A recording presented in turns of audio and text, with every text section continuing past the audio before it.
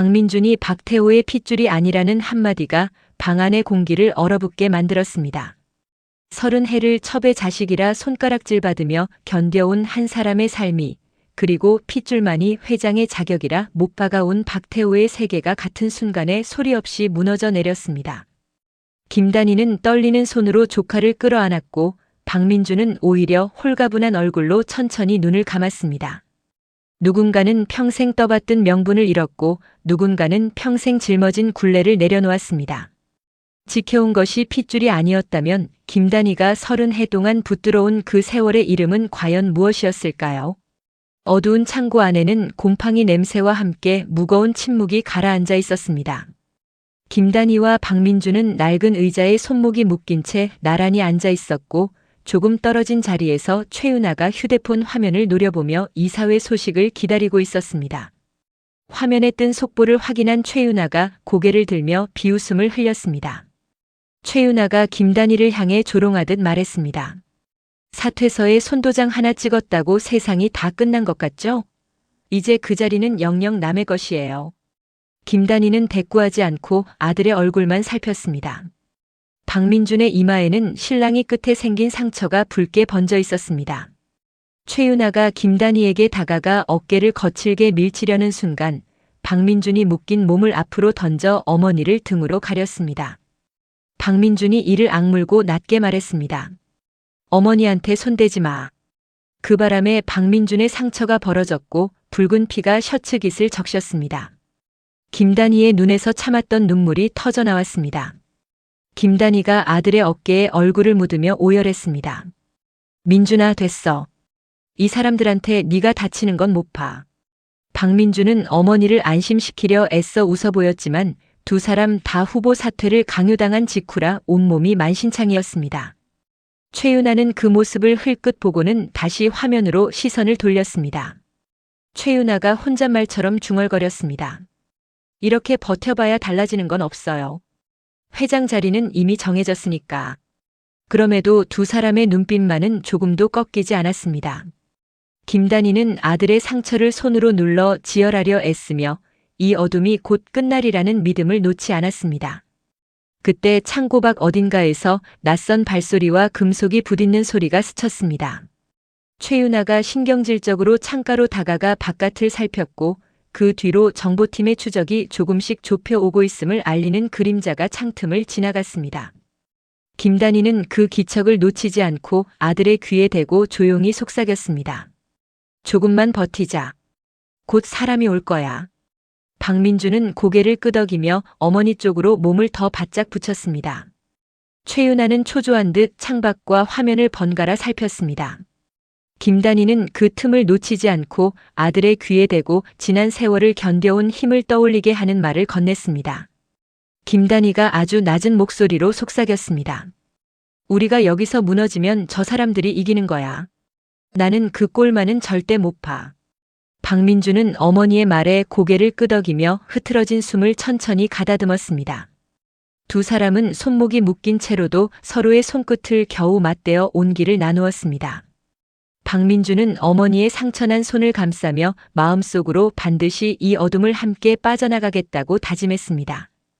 김단희 또한 아들의 다친 이마를 바라보며 이 아이를 지키려 버텨온 30해를 이런 곳에서 끝낼 수는 없다고 스스로를 다잡았습니다. 창밖의 발소리는 아직 멀었지만 두 사람은 그 희미한 기척 하나에 모든 희망을 걸었습니다. 두 사람은 어둠 속에서 서로의 온기에 기대어 곧 열릴 문 너머의 빛을 조용히 기다렸습니다. 그 같은 시각 아델그룹 이사회장은 방금 터진 충격에서 좀처럼 빠져나오지 못하고 있었습니다. 오랫동안 박태호 집안의 살림을 맡아 온 옥 집사가 사실은 아델의 최대 주주 문태진 본인이었다는 사실이 밝혀진 직후였습니다. 이사들은 웅성거리며 서로의 얼굴만 바라보았고 상석에 선 문태진은 늘 짓던 온화한 미소 대신 서늘한 눈빛으로 회의장을 둘러보았습니다. 그 침묵을 깨고 백진주가 자리에서 일어섰습니다. 백진주가 이사들을 향해 또렷한 목소리로 말했습니다. 김단희 사장님이 협박에 못 이겨 물러난 자리, 제가 대신 회장 후보로 나서겠습니다. 순간 박현준이 벌떡 일어나 반박했습니다. 박현준이 백진주를 노려보며 날카롭게 쏘아붙였습니다. 백진주, 네가 무슨 자격으로 이 자리에 이름을 올려? 넌 아델의 사람도 아니잖아. 백진주는 흔들림 없이 그 시선을 마주받았습니다. 백진주가 조금도 물러서지 않고 답했습니다. 자격이라면 이 회사가 무엇을 딛고 서 있는지 아는 사람이라는 자격이 있어요. 그때 문태진이 손을 들어 좌중을 진정시켰습니다. 문태진이 두꺼운 정관을 펼쳐 보이며 차분하게 말했습니다. 정관 예외 조항에 따르면 대주주가 인정하는 외부 인사도 회장 후보 자격을 가질 수 있습니다. 제가 그 권한으로 백진주 씨의 자격을 정식으로 인정합니다. 회의장이 다시 술렁였습니다. 박현준은 믿을 수 없다는 듯 문태진을 향해 언성을 높였습니다. 그건 억지입니다. 저는 박태호 회장의 아들로서 이 자리를 지킬 겁니다. 문태진은 그 말에 잠시 눈을 가늘게 떴을 뿐 반박하지 않고 의사봉을 들었습니다. 문태진이 낮고 단호하게 선언했습니다. 그럼 두 사람의 정면 승부로 다음 표결을 진행하겠습니다. 이렇게 박현준과 백진주의 대결이 공식적으로 확정되었습니다. 박현준은 주먹을 꽉 쥔 채 아버지의 이름 뒤에 숨은 자신을 돌아보았고 백진주는 자리에 앉으며 아버지가 남긴 진실을 떠올렸습니다. 이사들은 두 후보의 이름을 두고 각자의 셈을 시작했습니다. 문태진은 그 광경을 조용히 지켜보며 오래 감춰온 자신의 패를 이제야 하나씩 꺼내놓고 있었습니다. 두 사람 사이에 오간 눈빛은 이미 물러설 수 없는 전쟁의 시작을 알리고 있었습니다. 박현준은 회의장을 나서기 전 백진주를 향해 낮게 한마디를 던졌습니다. 박현준이 서늘하게 말했습니다. 네가 아무리 발버둥 쳐도 이 회사의 이름은 박씨 성을 딴 사람들의 것이야. 백진주는 그 말에 조금도 흔들리지 않고 담담하게 마주 답했습니다. 백진주가 또렷하게 말했습니다. 이름이 아니라 진실이 이 회사를 지켜요. 그게 어느 쪽에 있는지는 곧 드러날 거예요. 두 사람의 짧은 대화를 지켜본 이사들은 저마다 다른 표정으로 술렁였습니다. 몇몇 이사는 백진주의 담대함에 눈길을 주었고 다른 이들은 박현준의 다급함에서 불안을 읽었습니다. 박현준은 아버지의 이름 뒤에 선 자신의 자리가 얼마나 위태로운지 처음으로 실감했습니다. 회의장을 가득 채운 긴장은 다가올 표결이 결코 순탄치 않으리라는 것을 예고하고 있었습니다. 백진주는 회의장을 나서며 이 싸움이 단순한 자리다툼이 아니라 30년 묵은 진실을 겨루는 판임을 스스로에게 되새겼습니다. 도심 외곽의 밤길을 세 사람이 빠르게 가로지르고 있었습니다. 정윤정과 제임스 그리고 정우진은 김단희의 휴대폰에서 마지막으로 잡힌 신호를 추적해 회장실에서 그리 멀지 않은 폐창고 하나를 특정해냈습니다. 정우진이 손전등 불빛을 낮추며 조심스럽게 물었습니다. 누나, 정말 여기 맞아? 정윤정이 신호 지도를 확인하며 단호하게 답했습니다. 틀림없어. 여기 어딘가에 두 사람 있어. 제임스가 앞장서서 창고 외벽을 따라 움직였습니다. 입구에는 경비 한 사람이 서성이고 있었고 세 사람은 벽 그늘에 몸을 붙인 채 숨을 죽였습니다. 제임스가 나지막이 일러두었습니다. 제가 소리를 낼 테니 두 사람은 그 틈에 안으로 들어가세요. 제임스가 작은 돌멩이를 반대편으로 던져 소리를 냈고 경비가 그쪽으로 발걸음을 옮긴 사이에 일행은 재빨리 문틈으로 미끄러져 들어갔습니다. 안으로 들어선 순간 창가에 서 있던 최윤아와 하마터면 눈이 마주칠 뻔했습니다. 정윤정이 급히 정우진을 끌어당겨 기둥 뒤로 숨었고 세 사람은 최윤아가 다시 휴대폰으로 시선을 돌릴 때까지 숨소리마저 죽였습니다. 아슬아슬한 몇 초가 흐른 뒤 최윤아는 아무것도 눈치채지 못한 채 다시 화면에 몰두했습니다. 제임스가 손짓으로 안쪽 통로를 가리켰습니다. 세 사람이 발끝으로 안쪽 문에 다가가 조심스레 빗장을 풀자 문이 삐걱 소리를 내며 열렸습니다. 문 안쪽에는 손발이 묶인 채 벽에 기대 쓰러져 있는 김단희와 박민준의 모습이 드러났습니다. 정윤정이 숨을 삼키며 달려가 김단희의 결박을 풀었습니다. 정윤정이 떨리는 손으로 매듭을 잡아당기며 속삭였습니다. 단희야, 늦어서 미안해. 이제 됐어. 정우진은 박민준의 손목을 묶은 밧줄을 서둘러 끊어냈고 제임스는 문가에서 바깥을 살피며 퇴로를 확보했습니다. 김단희가 겨우 몸을 일으키며 아들을 먼저 부축했습니다. 박민주는 다친 몸을 이끌면서도 어머니를 붙들어 함께 일어섰습니다. 정우진이 두 사람을 부축하며 낮게 말했습니다. 천천히 발밑 조심하세요. 다 왔어요.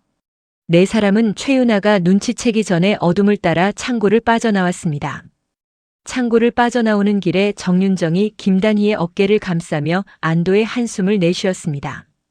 정윤정이 떨리는 목소리로 말했습니다. 단희야, 이제 안전한 곳으로 가자. 다친 데부터 봐야 해. 김단희는 친구의 손을 마주잡으며 고맙다는 말을 대신했습니다. 제임스는 뒤를 살피며 일행이 모두 빠져나올 때까지 문가를 지켰습니다. 정우진은 박민준을 부축하면서도 연신 주변을 경계하며 발걸음을 재촉했습니다. 어둠 속을 한참 걸어 큰 길에 이르자 미리 대기하던 차 한 대가 그들을 맞았습니다. 네 사람은 서둘러 차에 올랐고 창고의 불빛이 뒤로 멀어질수록 김단희의 굳었던 어깨가 조금씩 풀렸습니다. 박민주는 차창에 머리를 기대며 어머니가 무사하다는 사실 하나에 비로소 눈을 감을 수 있었습니다. 밤 공기가 얼굴에 닿는 순간 김단희는 비로소 긴 숨을 내쉬었고 박민주는 어머니의 어깨를 감싸며 겨우 마음을 놓았습니다. 가까스로 몸을 추스른 박민주는 병원 치료도 미룬 채 곧장 박태호를 찾아갔습니다. 서재에 홀로 앉아있던 박태호는 아들의 얼굴을 보고도 놀란 기색조차 감추었습니다. 박민준이 성큼 다가서며 낮게 으르렁거렸습니다. 당신이 사람을 시켜 어머니와 나를 가뒀지. 박태호는 서류를 넘기던 손을 멈추고 냉랭하게 되받았습니다. 증거도 없이 애비한테 함부로 굴지 마라. 박민준의 눈에 불길이 일었고 두 사람은 곧 멱살이라도 잡을 듯 마주 섰습니다. 박민준이 목소리를 높이며 쏘아붙였습니다. 당신은 사람을 가두고도 눈 하나 깜짝 안 하는군. 그게 당신이 말하는 아버지의 자격이야? 박태호도 지지 않고 자리에서 일어나 아들을 노려보았습니다. 박민준이 주먹을 들어 올리려는 찰나 뒤따라온 김단희가 아들의 팔을 붙잡았습니다. 김단희가 아들을 다독이며 단호하게 말렸습니다. 민준아, 지금은 아니야. 힘을 아껴야 할 때야. 박민준은 어머니의 손길에 거친 숨을 몰아쉬며 겨우 주먹을 내렸습니다. 김단희는 박태호를 똑바로 바라보며 서늘하게 경고했습니다. 김단희가 낮은 목소리로 말했습니다. 당신이 감춰온 것들이 이제 하나씩 세상에 나올 거예요. 그때 가서도 그렇게 태어날 수 있는지 봅시다.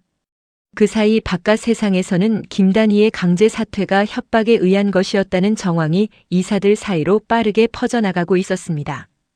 이사회는 다시 술렁였고 몇몇 이사는 사퇴서의 효력을 문제 삼기 시작했습니다. 그 흐름을 지켜보던 문태진은 별채로 사람을 보내 짧은 전가를 남겼습니다.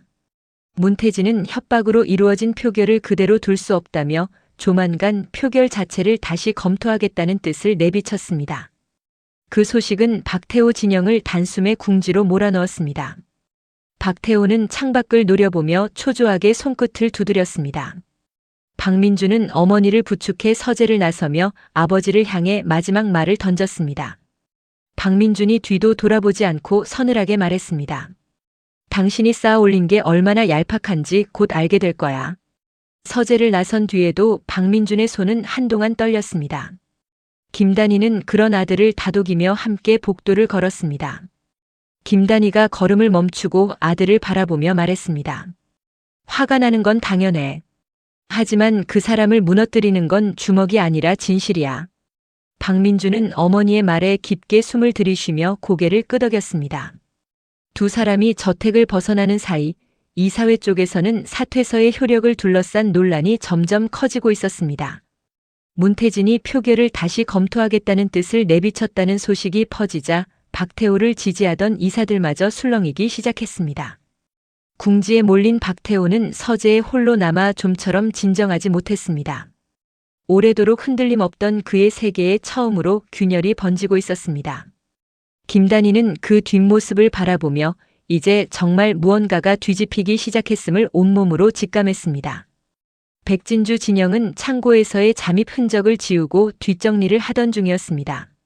정윤정이 옥 집사, 다시 말해 문태진이 오랫동안 쓰던 낡은 서랍장을 정리하다가 안쪽 깊은 곳에서 빛바랜 서류 뭉치를 발견했습니다. 정윤정이 먼지를 털어내며 조심스럽게 말했습니다. 이거 아주 오래된 병원 기록 같은데. 백진주가 다가와 그 낱장을 받아들고 불빛에 비춰보았습니다.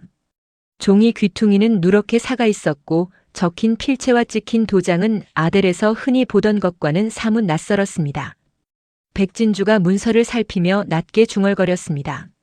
30년 전 날짜예요. 이게 왜 여기 있었을까? 제임스가 어깨 너머로 종이를 훑어보며 진지하게 말했습니다. 진주야, 이건 함부로 넘길 물건이 아니야. 아버지가 남긴 자료와 맞춰봐야 해. 백진주는 고개를 끄덕이며 그 문서를 소중히 접어 품에 넣었습니다. 정윤정은 혹시 몰라 서류 전체를 사진으로 찍어 사본을 따로 챙겼습니다. 정윤정이 사진을 확인하며 신중하게 말했습니다. 원본에 무슨 일이 생겨도 이건 남겨둬야 해. 30년을 숨어있던 종이잖아. 세 사람은 곧장 백준기가 생전에 남겨둔 자료 상자를 다시 열어 그 낡은 낱장과 겹치는 대목이 있는지 하나하나 대조하기 시작했습니다. 백준기의 기록에는 30년 전 어느 병원과 얽힌 짧은 메모들이 흩어져 있었고 그 가운데 몇 줄이 이번에 나온 서류의 날짜와 장소와 정확히 맞물렸습니다. 백진주의 손끝이 미세하게 떨렸습니다. 백진주가 두 문서를 나란히 놓고 물끄러미 바라보며 말했습니다. 아버지가 이걸 왜 그렇게 오래 쥐고 계셨는지 이제야 조금 알 것 같아요. 제임스는 딸의 어깨에 손을 얹으며 무거운 표정으로 침묵을 지켰습니다. 제임스가 이윽고 낮은 목소리로 입을 열었습니다. 준기는 늘 사람 목숨을 저울보다 무겁게 여겼어. 이 종이도 분명 누군가를 지키려던 흔적일 거야.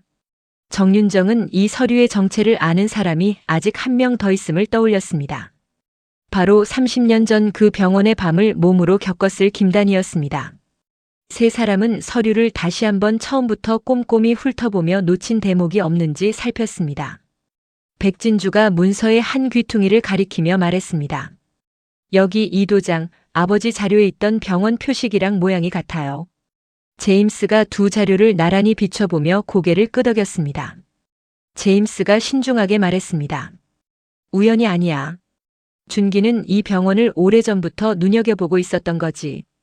정윤정은 그 말에 사본을 한 부 더 만들어 안전한 곳에 나누어 보관하기로 했습니다. 세 사람은 이 낡은 종이 한 장이 얼마나 무거운 진실을 품고 있는지 조금씩 실감했습니다. 그리고 이 조각들을 온전히 꿰을 수 있는 사람이 김단희뿐임을 다시 한번 확인했습니다. 세 사람은 서류를 들고 김단희에게 향하기로 뜻을 모으고 조용히 자리를 정리했습니다.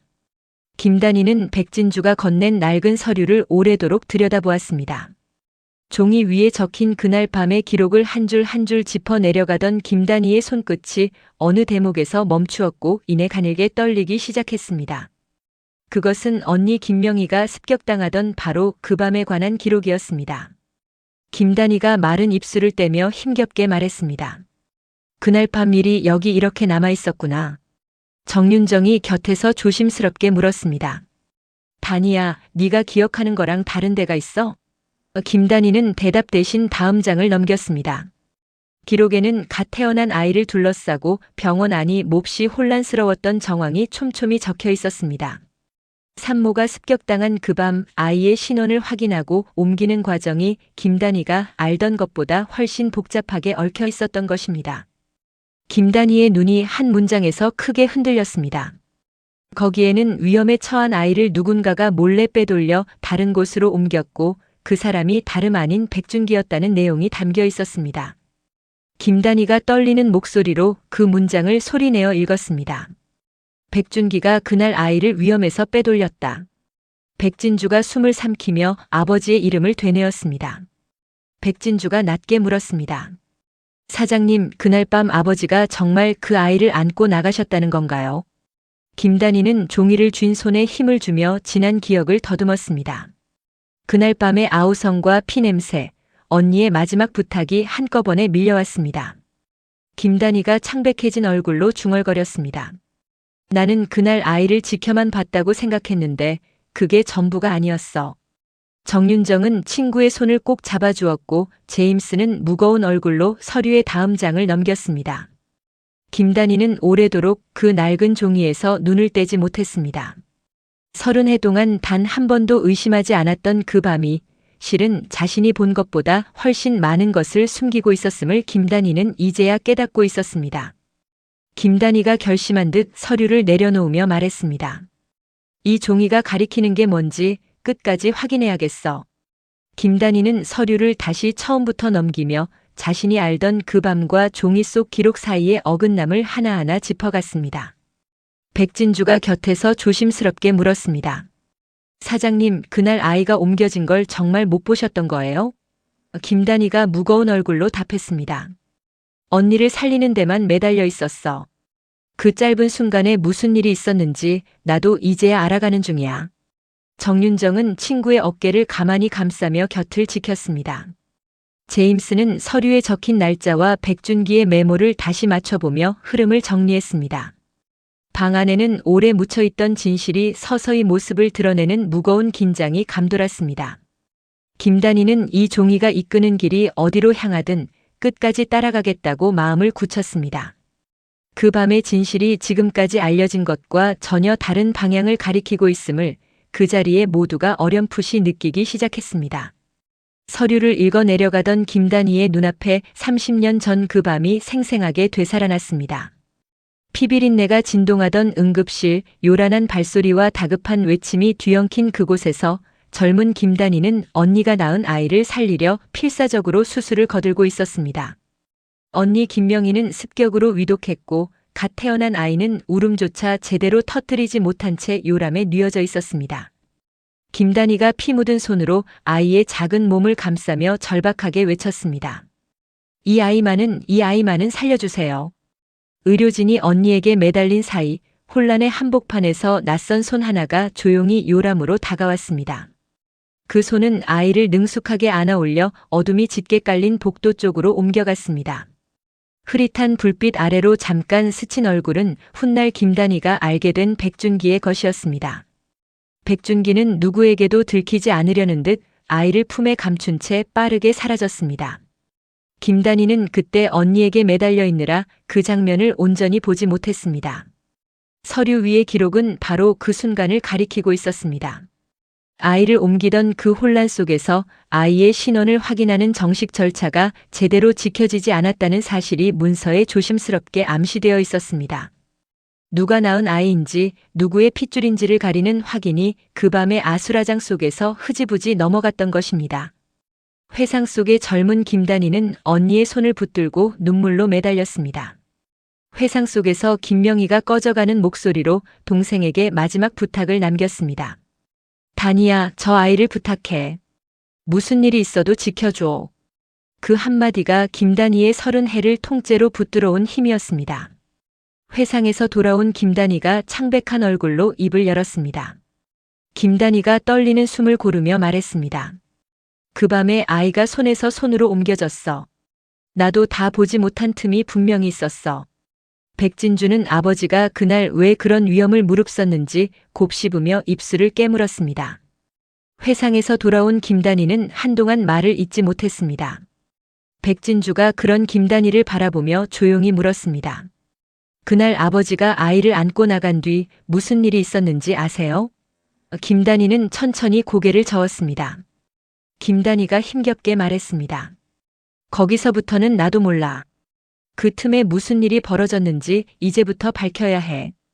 정윤정은 두 사람 사이에 흐르는 무거운 침묵을 깨지 않으려 조용히 곁을 지켰습니다. 30년 전 그 밤의 짧은 공백이 지금 세 사람 앞에 거대한 물음으로 되돌아와 있었습니다. 김단희는 그 공백을 메우는 일이 곧 아들의 진짜 뿌리를 찾는 일임을 깨달았습니다. 그 오래된 밤의 틈이 30년을 이어온 모든 믿음의 첫 균열이었음을 이제 김단희는 또렷이 알아채고 있었습니다. 회상에서 빠져나온 일행은 곧바로 30년 전의 병원을 파고들기 시작했습니다. 정윤정이 밤을 새워 옛 병원의 인수 기록과 인사 자료를 뒤졌고 마침내 결정적인 한 줄을 찾아냈습니다. 정윤정이 서류를 내밀며 굳은 표정으로 말했습니다. 그날 밤 아이를 맡았던 담당에 이 사람 박태호 쪽 사람이었어. 백진주가 그 이름을 확인하고 눈을 크게 떴습니다. 담당인은 이후 박태호의 후원을 받아 자리를 옮겼고 아델과 오랜 인연을 이어온 인물이었습니다. 정윤정이 자료를 짚어가며 말을 이었습니다. 이 사람 손을 거쳤다면 아이가 누구 핏줄인지 확인하는 절차도 얼마든지 손볼 수 있었다는 뜻이야. 그 말에 자리에 있던 모두가 같은 곳을 바라보았습니다. 박민준이 박태호의 친자로 확정되던 그 확인 절차가 실은 정식 검사가 아니라 박태호가 미리 손 써둔 짜맞춘 과정이었을 가능성이 무겁게 떠올랐습니다. 김단희는 그 말을 듣고 한동안 입을 열지 못했습니다. 30해 동안 단 한 번도 의심해 본 적 없던 사실, 민준이 박태호의 핏줄이라는 그 전제가 발밑에서부터 흔들리고 있었습니다. 김단희가 겨우 목소리를 짜내며 물었습니다. 그럼 지금까지 내가 믿어온 건 대체 뭐였다는 거야? 정윤정은 차마 대답하지 못하고 친구의 손만 붙들었습니다. 제임스가 무거운 침묵을 깨고 신중하게 말했습니다. 아직 단정할 수는 없습니다. 하지만 확인 절차가 조작됐다면 이건 박태호가 30년을 숨겨온 또 하나의 거짓입니다. 백진주는 아버지가 남긴 기록과 이 새로운 정황을 나란히 놓고 오래 생각에 잠겼습니다. 백진주가 조심스럽게 입을 열었습니다. 이 담당이를 찾으면 그날 무슨 일이 있었는지 더 확실히 알 수 있어요. 다만 그 사람은 지금 박태호가 먼저 입을 막으려 들 거예요. 김단희는 떨리는 손을 가만히 모아 쥐었습니다. 30해를 지탱해 온 믿음의 기둥 하나가 소리 없이 금가는 것을 김단희는 온몸으로 느끼고 있었습니다. 김단희가 마음을 다잡으며 말했습니다. 무섭지만 여기서 멈추면 안 돼. 진실을 알아야 민준이도 나도 자유로워져. 일행은 담당이의 행적을 좇으며 그가 박태호와 어떻게 얽혀왔는지를 하나씩 정리했습니다. 정윤정이 자료를 넘기며 말했습니다. 이 사람 그날 이후로 갑자기 형편이 좋아졌어. 누군가 크게 밀어준 거야. 백진주가 그 흐름을 짚으며 답했습니다. 그 대가로 그날 밤의 일을 덮어준 거겠죠. 김단희는 두 사람의 대화를 들으며 30년 전의 조작이 얼마나 치밀했는지를 실감했습니다. 제임스는 이 정황을 뒷받침할 증언이 반드시 필요하다며 그날 병원에 있던 또 다른 사람을 찾아야 한다고 신중하게 덧붙였습니다. 세 사람은 흩어진 조각들이 결국 한 사람의 입을 통해 완성되어야 함을 알고 있었습니다. 그 침묵 속에서 진실을 향한 다음 걸음이 조용히 준비되고 있었습니다. 백진주는 아버지 백준기가 남긴 유품 사서함을 다시 꼼꼼히 뒤지기 시작했습니다. 이미 여러 번 열어본 상자였지만 30년 전 그 밤을 알고 나니 예전에는 무심히 지나쳤던 기록들이 전혀 다르게 읽혔습니다. 상자 밑바닥 봉투 속에서 백진주는 아버지가 남긴 또 다른 짧은 메모를 찾아냈습니다. 백진주가 메모를 펼쳐 읽으며 목소리를 떨었습니다. 위험에 빠진 아기를 구해 잠시 내가 맡아두었다. 곁에 있던 제임스가 낮게 탄식했습니다. 메모에는 그날 백준기가 습격의 혼란 속에서 갓난아이를 안전한 곳으로 빼돌려 한동안 데리고 있었다는 내용이 담겨 있었습니다. 그리고 그 아래에는 더 결정적인 정황이 이어져 있었습니다. 뒤늦게 사정을 알게 된 박태호가 아이를 데려가면서 아이가 자신의 핏줄임을 확인하는 절차를 서둘러 끝내버렸다는 기록이었습니다. 백진주가 메모를 쥔 채 아버지의 마음을 헤아리며 말했습니다. 아버지는 이 아이가 어떻게 될까봐 이 기록을 끝까지 지키셨던 거예요. 제임스가 딸의 어깨를 감싸며 진중하게 답했습니다. 준기다운 일이야. 그 사람은 늘 약한 쪽을 먼저 살폈으니까. 백진주는 그 아기가 다름 아닌 박민준이었다는 사실 앞에서 가슴이 저릿해졌습니다. 30해 전 아버지의 품을 잠시 거쳤던 그 아이가 지금 자신과 같은 날 태어난 첫사랑이었던 것입니다. 백진주가 메모를 매만지며 조용히 덧붙였습니다. 그 같은 날 태어난 우리 둘을 아버지가 그날 밤 함께 품에 안고 계셨던 셈이네요. 백진주는 메모와 앞서 나온 병원 기록을 나란히 놓고 하나의 흐름으로 꿰어보았습니다. 아이를 빼돌린 백준기, 뒤늦게 데려간 박태호, 그리고 서둘러 마무리된 확인 절차가 하나의 선으로 이어졌습니다. 백진주가 결심한 듯 자료를 챙기며 말했습니다. 이제 이걸 김단희 사장님께도 온전히 전해야겠어요. 그리고 마지막으로 그날을 직접 본 사람의 입으로 확인해야 해요. 제임스는 딸의 손을 잡아주며 고개를 끄덕였습니다. 제임스가 든든하게 말했습니다. 네가 여기까지 왔으니 남은 길도 내가 함께 걷지. 백진주는 메모와 병원 기록을 다시 나란히 놓고 30년 전 그날의 순서를 하나씩 되짚었습니다. 제임스가 딸의 정리를 도우며 말했습니다. 준기가 아이를 맡았고 박태호가 뒤늦게 데려가 서둘러 확인을 끝냈다. 여기까지는 이제 분명해졌어. 백진주가 고개를 끄덕이며 덧붙였습니다. 남은 건 그 확인이 정말 진짜였는지예요. 그걸 증명할 사람이 필요해요. 제임스는 그 마지막 조각을 찾는 일이 결코 쉽지 않을 것임을 알면서도 딸의 결심을 든든하게 받쳐주었습니다.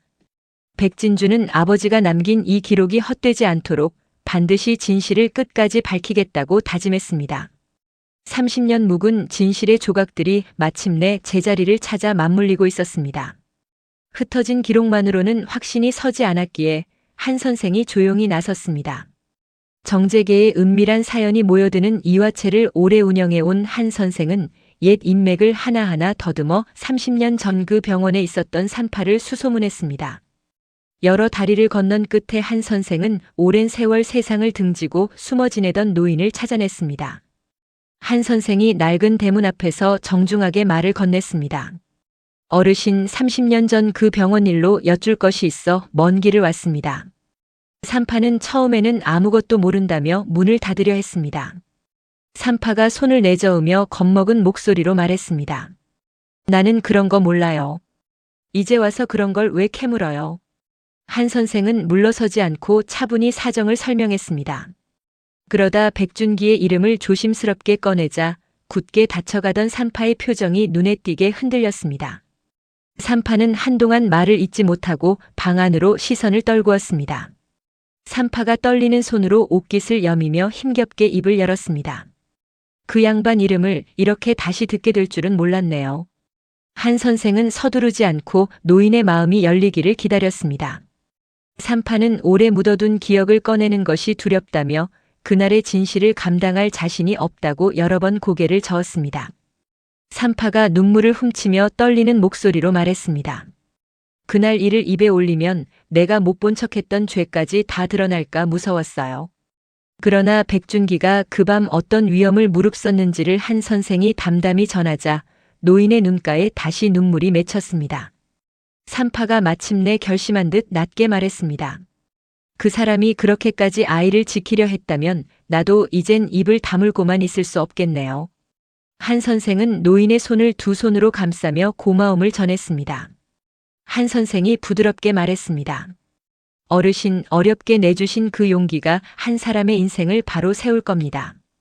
산파는 오래 굽었던 등을 조금 펴며 이제는 진실 앞에 서겠다는 얼굴을 했습니다. 한 선생은 노인에게 무리한 부담을 지우지 않으려 증언은 안전한 자리에서 조용히 이루어질 것이라고 거듭 안심시켰습니다. 산파가 젖은 눈으로 물었습니다. 내 말 한마디가 정말 그 아이를 살릴 수 있을까요? 한 선생이 노인의 두 손을 감싸며 따뜻하게 답했습니다. 어르신의 그 한마디가 30년을 짓눌려 온 한 사람을 자유롭게 할 겁니다. 산파는 그 말에 오래 굽었던 어깨를 조금 펴며 고개를 끄덕였습니다. 한 선생은 노인을 배웅하며 마침내 마지막 조각이 제자리를 찾았음을 김단희에게 전할 생각에 걸음을 재촉했습니다. 오랜 침묵을 깨고 나온 노인의 용기가 이제 곧 진실의 문을 열어젖힐 참이었습니다. 그렇게 30년을 숨죽여온 목격자가 마침내 그날 밤의 일을 증언하기로 마음을 돌렸습니다. 며칠 뒤 산파는 김단희와 백진주가 마주 앉은 조용한 자리에서 그날 밤의 일을 털어놓았습니다. 노인의 목소리는 낮고 떨렸지만 오래 눌러둔 진실을 꺼내는 그 말에는 흔들림 없는 무게가 실려 있었습니다. 산파가 두 손을 모은 채 천천히 입을 열었습니다. 그날 밤 산모가 낳은 아이와 박태호 그 사람이 데려간 아이 사이에는 확인되지 않은 틈이 있었어요. 김단희의 얼굴이 굳었고 백진주는 숨을 죽인 채 노인의 말에 귀를 기울였습니다. 산파는 그 혼란 속에서 아이의 핏줄을 가리는 정식 검사가 단 한 번도 제대로 이루어지지 않았다고 증언했습니다. 산파가 괴로운 표정으로 말을 이었습니다. 제대로 된 검사도 없이 그 사람이 밀어붙이는 대로 서류만 급하게 꾸며졌지요. 나는 그게 늘 마음에 걸렸어요. 그 말은 앞서 나온 병원 기록과 백준기의 메모를 하나로 꿰어주는 마지막 조각이었습니다. 김단희와 백진주는 서로를 마주 보았습니다. 두 사람의 눈빛에는 이미 같은 의심이 또렷하게 자리 잡고 있었습니다. 박민준이 박태호의 핏줄이라는 사실 자체가 애초에 조작된 절차 위에 세워진 허상일 수 있다는 의심이었습니다. 김단희가 겨우 목소리를 짜내며 산파에게 물었습니다. 그럼 그날 그 아이가 정말 누구의 핏줄인지는 아무도 제대로 확인하지 못했다는 말씀이신가요? 산파는 무겁게 고개를 끄덕였습니다. 산파가 지난 세월을 후회하듯 말했습니다. 그 사람 서슬이 워낙 무서워 다들 시키는 대로 도장만 찍었지요. 진짜가 무엇인지 물을 엄두도 못 냈어요. 백진주가 김단희의 손을 가만히 잡으며 조용히 말했습니다. 사장님, 이제 진실을 확인할 방법은 하나뿐이에요. 김단희는 대답 대신 눈을 감았습니다. 30해 동안 단 한 번도 흔들린 적 없던 전제가 이 노인의 증언 앞에서 마침내 무너지려 하고 있었습니다. 두려움과 결심이 뒤엉킨 침묵이 방 안에 오래 머물렀습니다.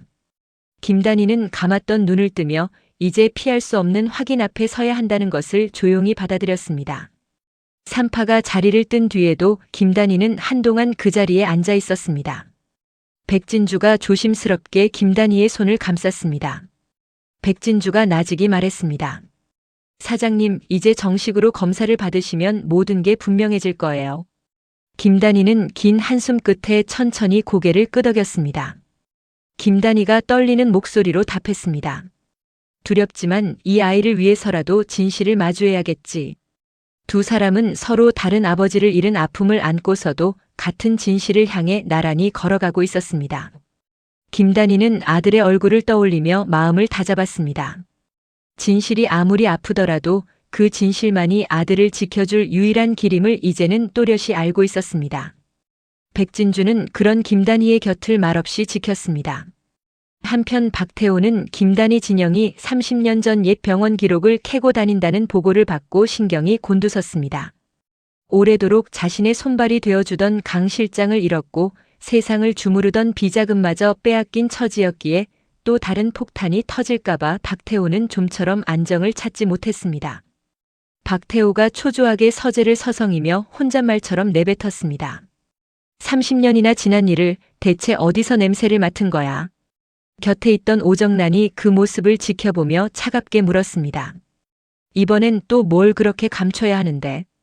박태호는 대답 대신 낡은 수첩을 뒤져 옛 담당의의 연락처를 찾아냈습니다.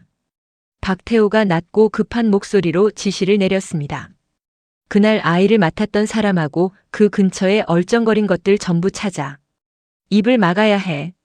오정란은 그 말에서 박태호가 무언가 크게 겁내고 있음을 읽었습니다.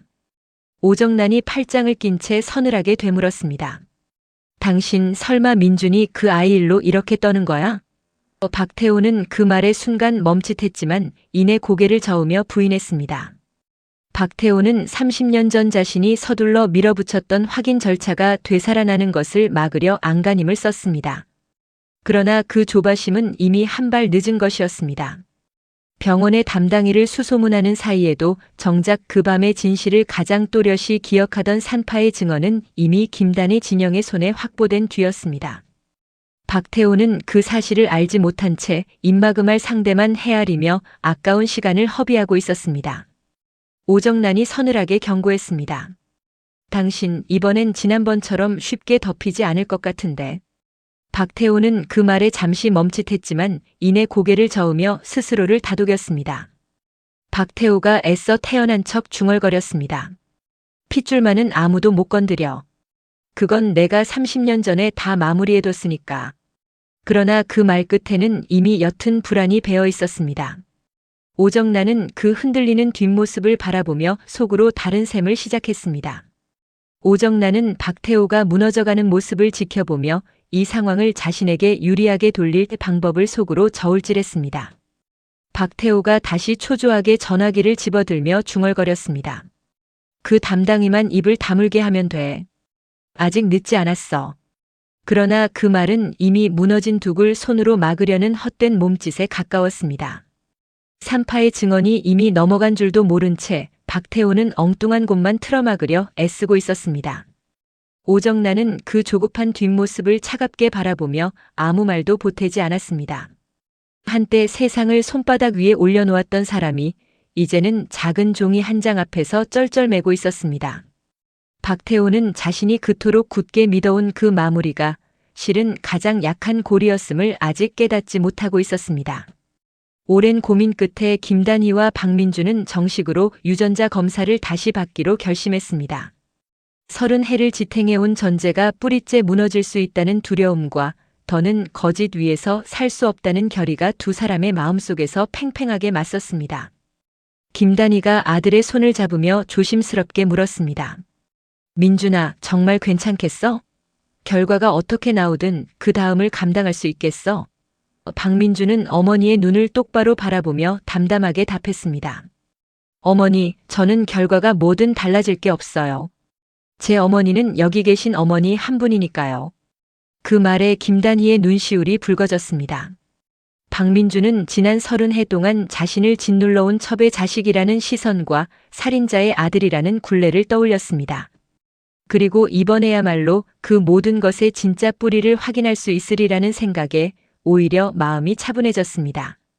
박민준이 어머니를 안심시키며 말했습니다. 무엇이 나오든 저는 어머니 곁을 떠나지 않아요. 그것만은 변하지 않아요. 김단희는 아들의 말에 겨우 마음을 다잡았습니다. 두 사람은 신뢰할 수 있는 기관을 골라 이번에는 누구의 손도 닿지 않은 정식 절차를 따르기로 했습니다. 검체를 채취하는 자리에서 박민주는 조금의 망설임도 없이 팔을 내밀었습니다. 검사원이 조심스럽게 채취를 마치는 동안 김단희는 아들의 어깨에 손을 얹고 곁을 지켰습니다. 김단희가 낮은 목소리로 다짐하듯 말했습니다. 어떤 결과가 나와도 나는 너를 놓지 않아. 그건 30년 전이나 지금이나 똑같아. 박민주는 어머니를 향해 옅게 미소 지었습니다. 박민준이 어머니의 손을 마주 잡으며 조용히 말했습니다. 저를 여기까지 키워주신 건 핏줄이 아니라 어머니 마음이었어요. 그건 어떤 검사로도 못 지워요. 김단희는 그 한마디에 겨우 참았던 눈물을 훔쳤습니다. 두 사람은 채취를 마치고 나란히 그곳을 나섰습니다. 이제 남은 것은 결과를 기다리는 시간뿐이었습니다. 검사를 마치고 돌아오는 길에 두 사람은 오래 말이 없었습니다. 박민준이 먼저 침묵을 깨고 조용히 입을 열었습니다. 어머니, 결과가 어떻게 나와도 저는 지금까지처럼 어머니를 어머니라고 부를 거예요. 김단희는 그 말에 걸음을 멈추고 아들을 바라보았습니다. 김단희가 아들의 손을 꼭 쥐며 답했습니다. 그래, 그거면 됐어. 나머지는 다 지나가는 거야. 두 사람은 서로의 마음을 확인한 뒤에야 조금 가벼워진 걸음으로 길을 걸었습니다. 결과가 무엇으로 나오든 두 사람 사이에 쌓인 30해의 시간만은 흔들리지 않으리라는 것을 이제 둘 다 알고 있었습니다. 그 짧은 며칠이 30해의 무게를 뒤집을 것임을 두 사람은 조용히 예감하고 있었습니다. 검사가 진행되고 있다는 소식은 뒤늦게 박태호의 귀에도 들어갔습니다. 소식을 전해 들은 박태호는 눈에 띄게 동요했습니다. 그토록 태연한 척했던 얼굴에서 핏기가 가셨고 서류를 쥔 손이 미세하게 떨렸습니다. 박태호가 혼잣말처럼 내뱉었습니다. 정식 검사라니 그걸 다시 하겠다는 거야. 그의 머릿속에는 30년 전 자신이 급하게 밀어붙였던 그 확인 절차가 자꾸만 되살아났습니다. 아이를 데려오던 그 밤 제대로 된 검사도 없이 서류부터 꾸미라 다그쳤던 자신의 모습이 선명하게 떠올랐습니다. 박태호는 처음으로 그 절차가 온전한 진실이 아니었을지도 모른다는 가능성에 스스로 흔들렸습니다. 오정란이 그 흔들림을 놓치지 않고 물었습니다. 당신 설마 민준이가 당신 핏줄이 아닐까봐 겁내는 거야? 박태호는 그 말에 발끈했지만 곧바로 반박하지 못하고 시선을 피했습니다. 박태호가 초조하게 목소리를 높였습니다. 쓸데없는 소리 마. 그 아이는 내 아들이야. 30년 동안 그랬어. 그러나 그 외침에는 확신보다 두려움이 더 짙게 배어 있었습니다. 박태호는 결과가 나오기 전에 검사를 막아야 한다는 조바심에 사로잡혔습니다. 그는 서둘러 여기저기 연락을 돌려 검사기관에 손을 써보려 했습니다. 하지만 강 실장도 비자금도 없는 지금의 박태호에게는 예전처럼 세상을 주무를 힘이 남아있지 않았습니다. 사방에서 돌아오는 것은 거절과 침묵뿐이었습니다.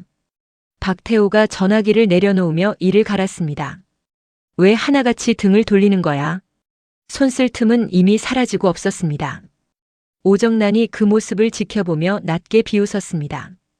오정란이 팔짱을 낀 채 내뱉었습니다. 그렇게 사람들을 부려먹더니 이제 아무도 당신 손을 안 잡아주네. 박태호는 그 말에 아무런 대꾸도 하지 못했습니다. 처음으로 자신의 힘이 미치지 않는 벽 앞에 홀로 선 기분을 느꼈습니다. 박태호는 텅 빈 서재에 홀로 앉아 30년 전 그 밤을 자꾸만 떠올렸습니다. 아이를 서둘러 데려오며 확인 절차를 급하게 밀어붙이던 자신의 모습이 이제는 스스로를 겨누는 칼이 되어 돌아오고 있었습니다. 오정란이 방을 나서기 전 한마디를 남겼습니다. 오정란이 서늘하게 내뱉었습니다. 당신이 그렇게 믿던 핏줄이 정말 핏줄이 맞긴 한 거야? 박태호는 그 물음에 아무런 답도 하지 못했습니다. 평생 단 한 번도 의심하지 않았던 사실이 처음으로 그의 마음속에서 흔들리기 시작했습니다. 그는 다가오는 결과를 막을 수도 피할 수도 없다는 사실 앞에서 점점 더 초조해졌습니다. 박태호는 텅 빈 방을 둘러보며 자신의 곁에 남은 사람이 아무도 없다는 사실을 새삼 깨달았습니다. 오래도록 사람을 도구로만 부려온 대가가 가장 절박한 순간에 고스란히 돌아오고 있었습니다. 결과를 향해 흘러가는 시간을 그는 더 이상 붙잡을 수 없었습니다. 마침내 검사 결과가 담긴 봉투가 도착했습니다. 김단희와 박민준 그리고 백진주와 정윤정이 지켜보는 가운데 떨리는 손이 봉투를 열었습니다. 결과지를 확인한 순간 방 안의 모든 사람이 일제히 말을 잃었습니다. 종이 위에는 박민준이 박태호의 친자가 아니라는 사실이 또렷하게 찍혀 있었습니다. 정윤정이 먼저 숨을 삼키며 결과지를 다시 들여다보았습니다.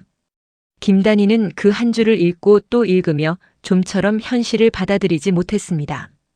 김단희가 떨리는 목소리로 겨우 물었습니다. 이게 정말 확실한 거니? 백진주가 결과지를 짚으며 조용히 답했습니다. 네, 사장님. 이번엔 어디에도 손댈 수 없는 정식 검사예요. 틀림없어요. 그 말에 방 안의 공기가 무겁게 가라앉았습니다. 30해 동안 첩의 자식이라 손가락질 받으며 살아온 박민준의 삶 전체가 그 한 장의 종이 앞에서 전혀 다른 의미로 뒤집혔습니다. 동시에 박태호가 오래도록 쥐고 흔들어온 핏줄이라는 명분도 그 순간 뿌리째 흔들리기 시작했습니다.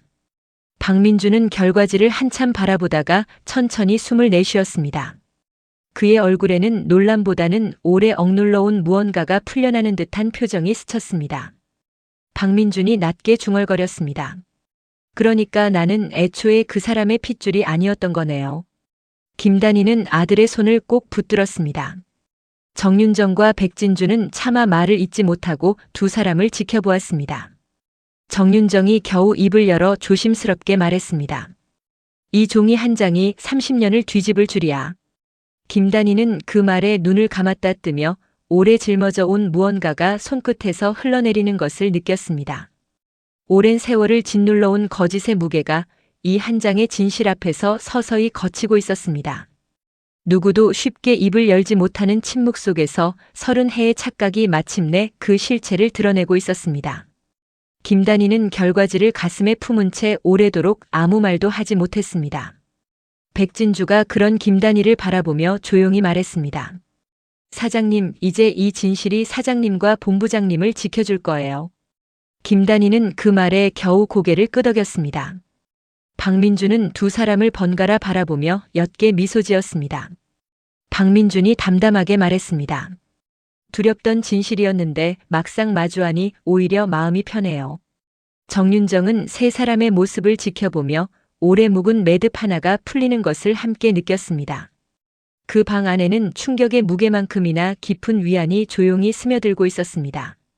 정윤정은 조용히 자리에서 일어나 창문을 조금 열었습니다. 무겁게 가라앉았던 방 안으로 서늘한 저녁 공기가 스며들었고 그 바람결에 네 사람의 마음도 조금씩 가라앉았습니다. 박민주는 그 침묵을 오히려 편안하게 받아들이며 어머니의 손을 더 단단히 마주 쥐었습니다. 검사 결과는 박태호에게도 곧바로 전해졌습니다. 유일한 친자라 믿어온 박민준마저 자신의 피가 아니라는 사실 앞에서 박태호는 그대로 무너져 내렸습니다. 서 있던 다리에 힘이 풀려 그는 의자에 주저앉았습니다. 박태호가 넋나간 얼굴로 중얼거렸습니다. 그럴 리가 없어. 그 아이는 내 유일한 핏줄이었어. 회장 자리는 오직 핏줄에게만 자격이 있다고 평생 못 박아온 그였습니다. 그 믿음 하나로 가족을 장기판에 말처럼 부리고 두 아들을 저울질하며 수많은 사람을 짓밟아온 세월이었습니다. 그런데 그 모든 것의 근거였던 핏줄이 실은 처음부터 존재하지 않았던 것입니다. 박태호가 붙들어온 전제가 소리를 내며 통째로 붕괴했습니다. 오정란이 그 모습을 지켜보며 서늘하게 내뱉었습니다. 당신이 그렇게 떠받들던 핏줄이 결국 아무것도 아니었네. 박태호는 아무런 대꾸도 하지 못한 채 두 손으로 얼굴을 감쌌습니다. 같은 시각 그 소식을 전해 들은 박민준의 표정은 오히려 홀가분했습니다. 박민준은 창밖을 바라보며 오래 참았던 숨을 길게 내쉬었습니다. 30해 동안 자신을 짓눌러온 살인자의 아들이라는 굴레가 그 한 장의 결과지로 스르르 벗겨졌기 때문입니다.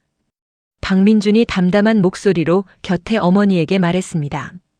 이제 저는 그 사람의 죄를 짊어질 이유가 없어졌어요. 그것만으로도 숨이 트여요.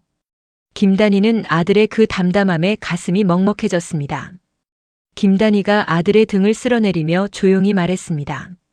그래, 이제 그 무거운 이름은 너와 아무 상관이 없어.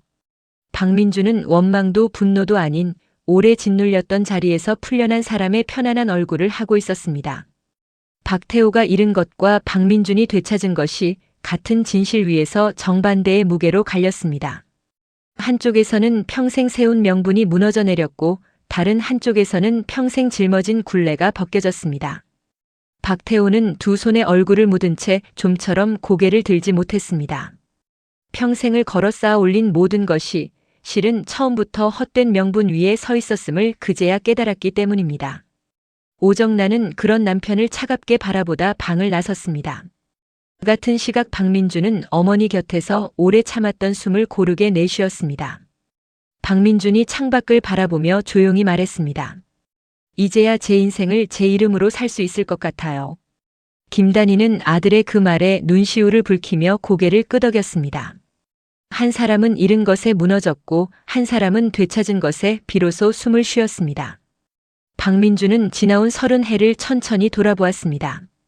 그 오랜 시간 자신을 짓눌러온 무거운 이름들이 이제는 더 이상 자신의 것이 아니었습니다.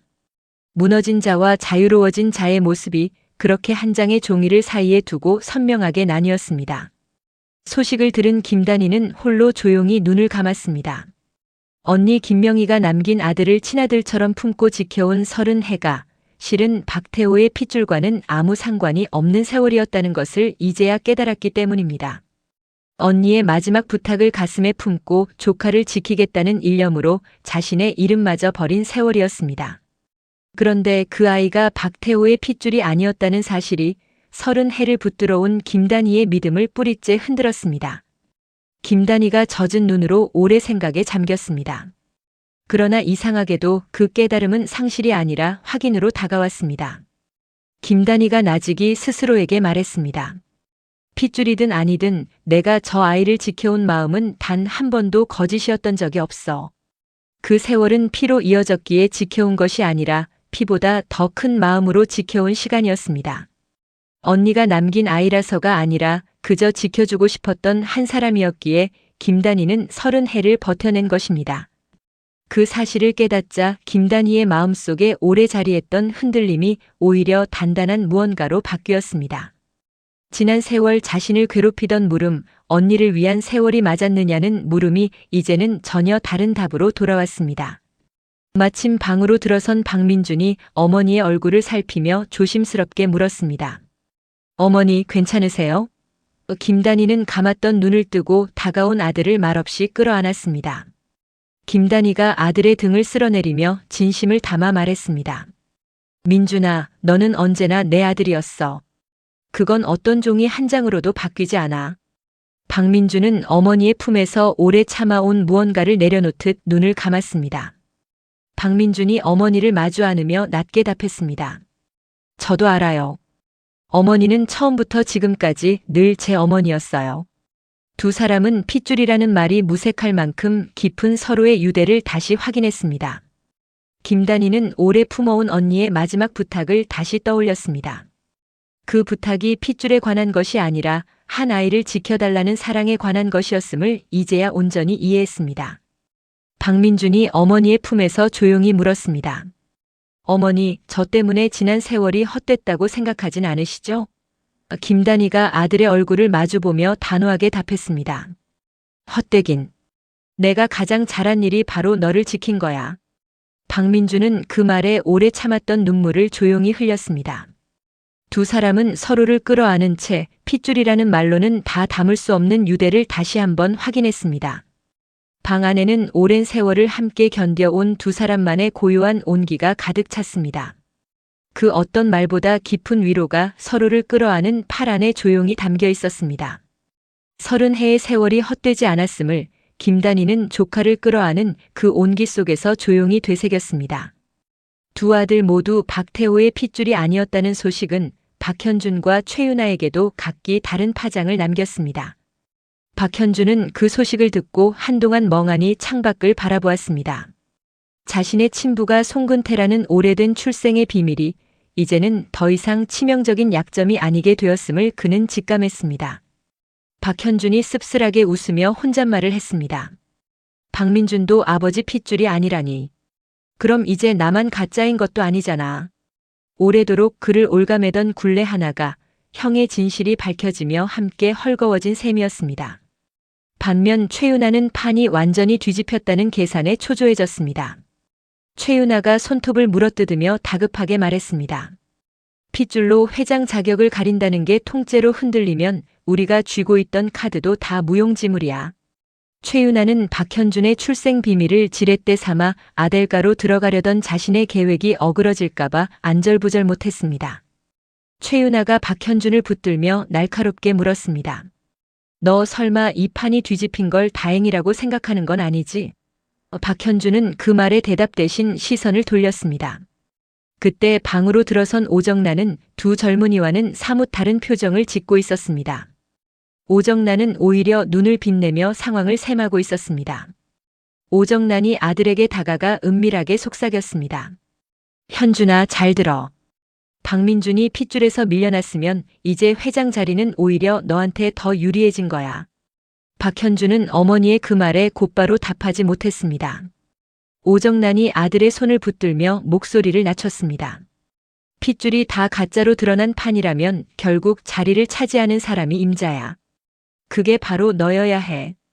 박현준은 어머니의 눈빛에서 회장 자리를 향한 오랜 욕망이 다시 타오르는 것을 보았습니다. 세 사람은 같은 소식을 두고 각기 다른 셈을 하며 흔들리고 있었습니다. 누군가는 약점에서 풀려났고 누군가는 카드를 잃었으며 또 누군가는 새로운 기회를 엿보았습니다. 박현준은 어머니의 손을 가만히 뿌리치며 창가로 걸음을 옮겼습니다. 오래도록 아버지의 아들이라는 이름에 매달려온 자신이 이제 무엇을 위해 싸워야 하는지 스스로도 알 수 없었습니다. 최윤아는 그런 박현준의 등을 바라보며 초조하게 물었습니다. 최윤아가 날카롭게 말했습니다. 정신 차려. 지금 딴 생각할 때가 아니야. 우리한테 남은 건 이제 이 판을 빨리 정리하는 것뿐이라고. 박현준은 여전히 아무 대답도 하지 않았습니다. 오정란만이 두 젊은이 사이에서 홀로 눈을 빛내며 뒤집힌 판을 어떻게 자기 아들의 것으로 만들지 셈을 거듭했습니다. 세 사람의 속내는 같은 방 안에서 각기 다른 방향으로 어긋나고 있었습니다. 뒤집힌 판 위에서 저마다의 속내가 조용히 그러나 분주하게 움직이기 시작했습니다. 이사회 재개를 앞두고 백진주와 박민준 그리고 김단희가 다시 한자리에 모였습니다. 창밖으로는 어스름이 내리고 있었지만 세 사람의 얼굴에는 오히려 또렷한 결의가 서려 있었습니다. 박태호가 그토록 오래 쥐고 흔들어온 마지막 명분, 핏줄의 정통성마저 사라진 지금이야말로 진짜 승부처라는데 세 사람의 뜻이 하나로 모였습니다. 백진주가 결의를 담아 입을 열었습니다. 박태호가 기댈 건 이제 아무것도 없어요. 핏줄이라는 방패까지 사라졌으니까요. 김단희가 고개를 끄덕이며 조용히 덧붙였습니다. 이번엔 물러서지 않아. 30해를 견딘 건 바로 이 순간을 위해서였어. 박민주는 두 사람의 말을 들으며 지난 세월을 천천히 되짚었습니다. 첩의 자식이라는 시선도 살인자의 아들이라는 굴레도 이제 그를 규정하지 못했습니다. 박민준이 두 사람을 바라보며 단단한 목소리로 말했습니다. 저는 이제 누구의 아들이냐가 아니라 누구를 지킬 것이냐로 싸울 겁니다. 그 말에 김단희와 백진주가 나란히 고개를 끄덕였습니다. 백진주가 박민준을 향해 힘주어 말했습니다. 그 마음이면 충분해요. 우리는 지킬 사람이 있고 저쪽은 이제 지킬 명분조차 없으니까요. 세 사람은 서로의 손을 맞잡으며 다가올 이사회에서 물러서지 않을 것을 다짐했습니다. 핏줄이라는 낡은 명분이 무너진 자리에 지켜야 할 사람과 밝혀야 할 진실이라는 새로운 기준이 들어섰습니다. 박민준은 창밖의 어둠 너머로 시선을 던졌습니다. 그곳에는 아직 끝나지 않은 싸움과 그 싸움 끝에 마주할 새로운 국면이 기다리고 있었습니다. 김단희는 아들의 옆모습을 바라보며 마음속으로 다짐을 되새겼고 백진주는 아버지가 남긴 진실이 마침내 제 몫을 다하고 있음을 느꼈습니다. 세 사람은 다가올 표결의 순서와 이사들의 마음을 하나하나 짚어가며 마지막 채비를 다졌습니다. 김단희가 두 사람을 둘러보며 다부지게 말했습니다. 이제 우리에겐 감출 것도 두려울 것도 없어. 진실만 있으면 돼. 백진주가 고개를 끄덕이며 결의를 보탰습니다. 백진주가 나직이 말했습니다. 아버지가 남기신 이 진실이 반드시 제 몫을 다하게 만들 거예요. 박민주는 두 사람의 말을 들으며 자신이 지켜야 할 사람들의 얼굴을 하나하나 마음에 새겼습니다. 세 사람은 서로를 향한 믿음 하나로 아직 끝나지 않은 싸움의 다음 문 앞에 나란히 섰습니다. 밤이 깊어 갈수록 세 사람의 결의는 오히려 더 또렷해졌습니다. 오래 감춰졌던 진실이 마침내 세상 앞에 설 시간이 한 걸음 한 걸음 다가오고 있었습니다. 세 사람은 그 순간을 조금도 두려워하지 않았습니다. 세 사람의 눈빛은 이제 막 열리려는 다음 국면을 향해 곧게 뻗어 있었습니다. 한 사람의 이름 뒤에 다른 이름이 숨어 있었습니다. 살림을 맡아 곁을 지키던 옥 집사가 실은 아델의 가장 큰 몫을 쥔 문태진이었다는 사실은 박태호가 대체 무엇을 딛고 서 있었는지를 되묻게 합니다. 핏줄만이 자격이라 못 박아온 사람과 그 핏줄을 지키려 제 이름마저 버린 사람이 같은 판 위에 마주 섰습니다. 오늘은 그 판을 이루는 이름과 핏줄, 그리고 지켜온 세월의 무게를 하나씩 짚어보겠습니다. 박태호의 집에서 가장 낮은 자리를 지켜온 사람은 옥 집사였습니다.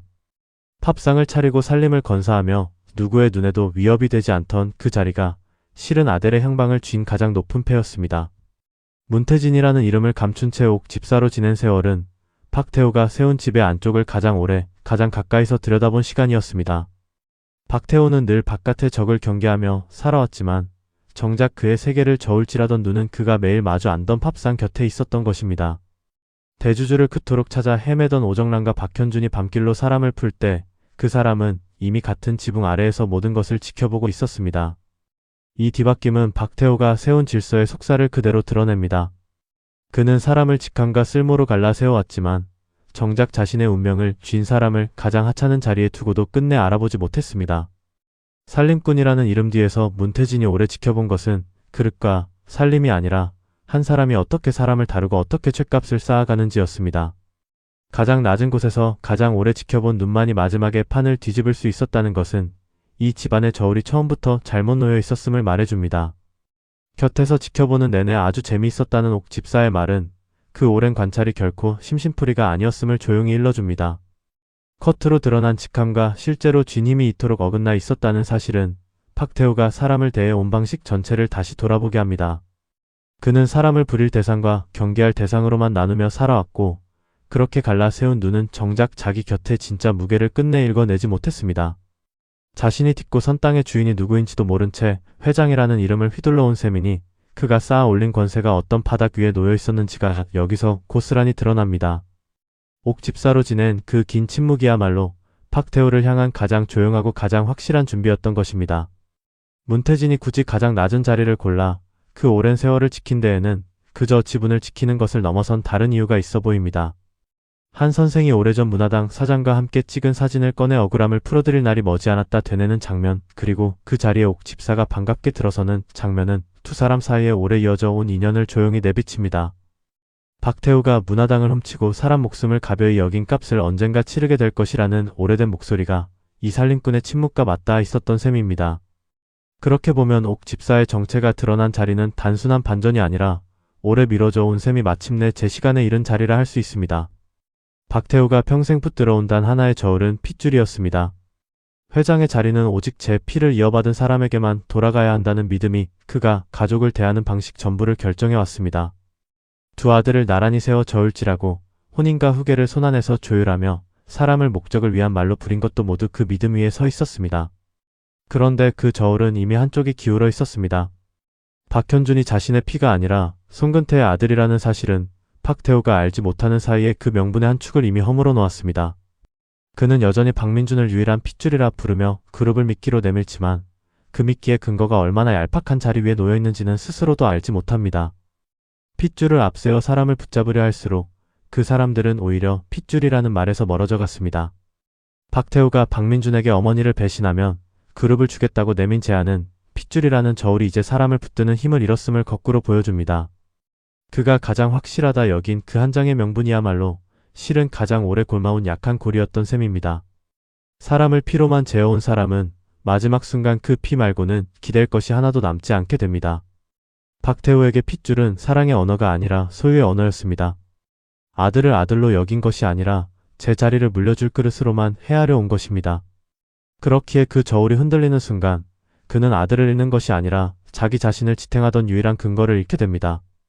김명희를 죽음으로 몰아넣고 백준기를 없애고 최삼식마저 제거하면서까지 지키려 한 그 핏줄이 정작 그를 지켜줄 마지막 힘이 되어주지 못한다는 것은 박태우가 세운 세계의 가장 깊은 균열입니다. 피로 자격을 가르려 한 사람은 결국 그 피가 무너지는 순간 아무것도 남지 않는 자리에 홀로 서게 됩니다. 박민준이 짊어져온 이름은 늘 그가 고른 것이 아니었습니다. 첩의 자식이라는 시선과 살인자의 아들이라는 굴레는 그가 태어나기도 전에 이미 그의 몫으로 정해져 있던 이름이었습니다. 그 이름들은 박민준이 무엇을 하든 그를 앞질러 따라다녔고 스스로를 증명하려 애쓸수록 더 무겁게 어깨를 눌러왔습니다. 그런 그가 박태우의 후계 제안 앞에서 내놓은 답은 자리도 핏줄도 아닌 어머니였습니다. 자신을 낳아준 어머니와 지켜준 어머니의 아들이면 충분하다는 그 말은 평생 자신을 규정해 온 핏줄이라는 잣대를 스스로 내려놓는 선언이었습니다.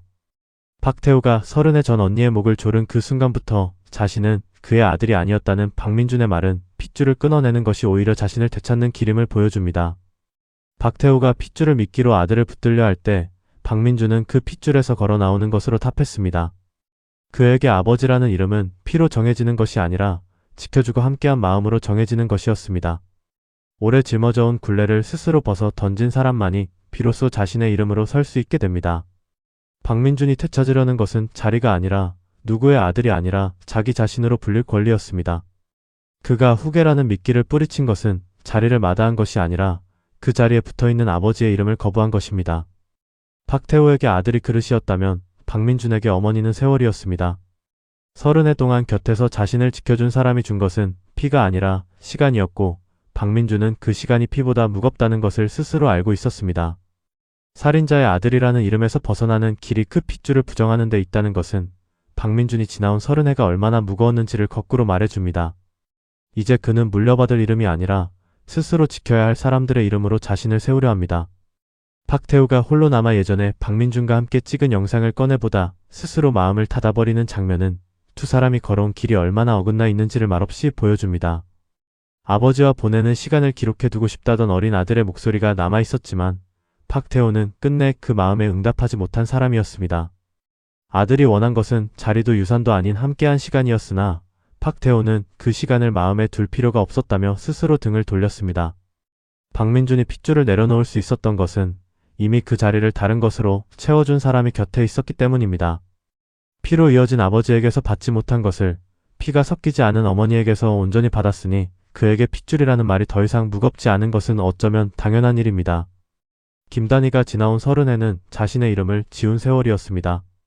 언니 김명희의 죽음을 목격한 뒤 그녀는 서류 위에서 스스로를 죽은 사람으로 만들고 언니의 이름으로 살아왔습니다. 조카를 지키겠다는 한 가지 마음이 그 긴 위장을 버티게 한 힘이었습니다. 그런 김단희가 마지막으로 겨눈 것은 박태우의 자리가 아니라 그가 쥔 돈의 힘이었습니다. 사람을 매수하고 죽음을 덮는 데 쓰이던 비자금을 그녀는 억울하게 세상을 떠난 이들의 몫으로 되돌려 놓았습니다. 언니 김명희와 백준기 그리고 최삼식의 이름 위에 흘린 피 묻은 돈이 그들의 뜻을 따라 소외된 이웃에게 흘러가도록 물길을 바꾼 것입니다. 회장 자리를 빼앗는 것만으로는 부족하다는 김단희의 판단은 이 싸움이 자리다툼을 넘어 무엇을 위한 것이었는지를 다시 묻게 합니다. 박태호의 힘은 언제나 돈에서 나왔고 그 돈이 끊기자 오래 그를 따르던 사람들마저 하나씩 등을 돌렸습니다. 강 실장이 마음을 돌리고 윤 차장이 밀린 대가부터 내놓으라 버티는 모습은 돈으로 묶어둔 관계가 돈이 사라지는 순간 얼마나 쉽게 풀리는지를 보여줍니다. 빼앗는 데서 그치지 않고 되돌려 놓는 데까지 나아간 그 선택은 복수라는 말로는 다 담기지 않는 무게를 지니고 있습니다. 30해 동안 이름을 지우고 살아온 사람이 마지막에 되찾으려 한 것은 자기 이름이 아니라 억울하게 지워진 이름들의 값이었습니다. 김단희는 박태호에게 그 돈을 두고 당신 손에 억울하게 죽은 사람들이 가져간 것이라 못 박았습니다.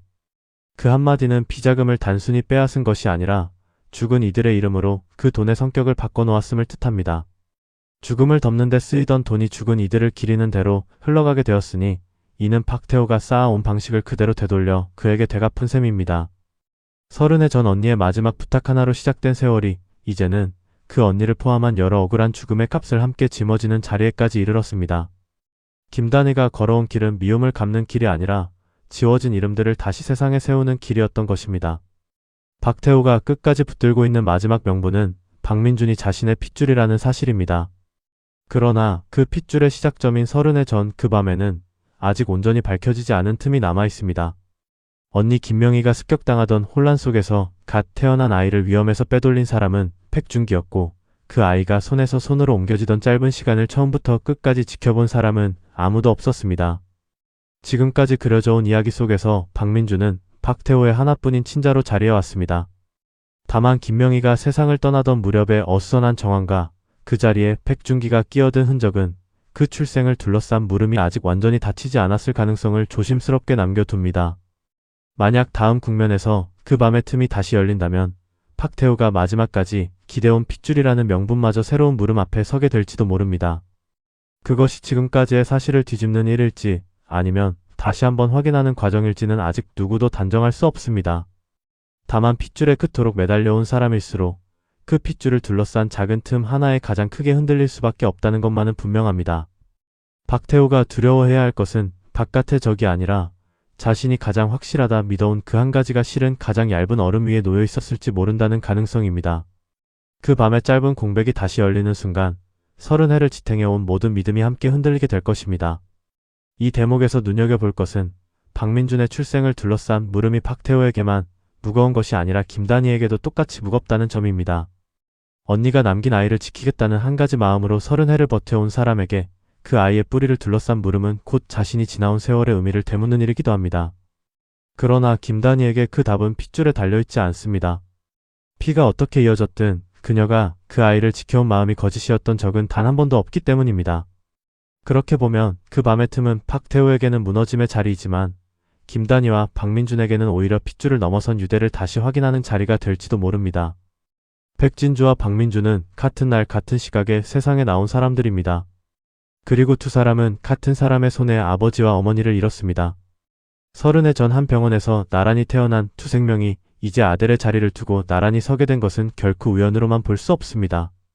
백진주가 김단희를 대신해 회장 후보로 나선 그 자리는 지분과 표를 겨루는 자리다툼이 아니라 오래 묻혀온 진실을 겨루는 판이었습니다. 박현준이 성을 앞세워 회사의 주인을 가르려 할 때 백진주가 이름이 아니라 진실이 회사를 지킨다고 맞선 것은 그 판의 성격을 그대로 드러냅니다. 한쪽은 지켜야 할 사람이 있어 물러서지 못하고 다른 한쪽은 지킬 명분마저 잃어가고 있습니다. 아버지들이 남긴 것을 손에 쥔 두 사람이 마주 선 이 대결은 지나온 30해가 대체 무엇을 위한 시간이었는지를 묻는 자리이기도 합니다. 백준기가 그 밤 갓난 두 아이를 함께 품에 안았을 그 순간이 30해를 돌아 이렇게 한자리에서 다시 만나게 된 셈입니다. 같은 뿌리에서 시작된 두 사람의 인연이 이제 그 뿌리를 파묻으려 한 사람을 향해 나란히 돌아서고 있습니다. 박현준이 기댄 것은 성과 자리라는 겉껍질이었고 백진주가 기댄 것은 아버지가 목숨으로 지킨 진실이었습니다. 이 대결이 단순한 후계 다툼과 다른 까닭이 바로 여기에 있습니다.